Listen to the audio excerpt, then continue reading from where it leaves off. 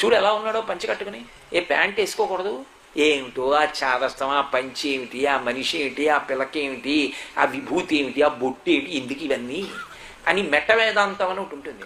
మనసులో ఉండాలి కానీ ఎందుకండి ఇవన్నీ? మీ అబ్బాయి మీద ప్రేమ మనసులో ఉంటే చాలదా అన్నం ఎందుకు పెట్టడం? నీ కొడుకు దగ్గరికి వచ్చేటప్పటికి ప్రేమ ఉంటే అన్నం పెట్టావా, మామిడి పండు పెట్టావా? ఈశ్వరుడి దగ్గరికి వచ్చేటప్పటికి భక్తి ఉంటే విభూతి ఎట్టుకోవద్దు, నువ్వు బొట్టు ఎట్టుకోవద్దు. అక్కడికి వచ్చేటప్పటికి మెట్ట వేదాంతం. భక్తి ఉంటే చాలండి, పూజలు ఎందుకు, గుళ్ళు ఎందుకు?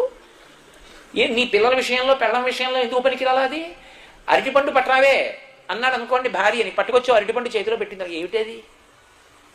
పడుకోవడానికి వెళ్ళిపోయాను, పడక గదిలోకి వచ్చేసాను, ఇక్కడికి తెచ్చిస్తే ఇప్పుడు ఆ తొక్కలు ఎక్కడైంది, నేను ఎక్కడో పడేస్తే నువ్వే జారి పడిపోతావు, ఈ తొక్క తీసి పట్టరాలేవు అనవు.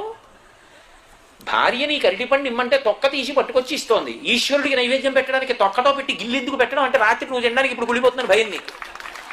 ఇన్ని ఉపకారాలు చేసి ఇన్ని కదలికలు చేసిన వాడికి అరటిపండు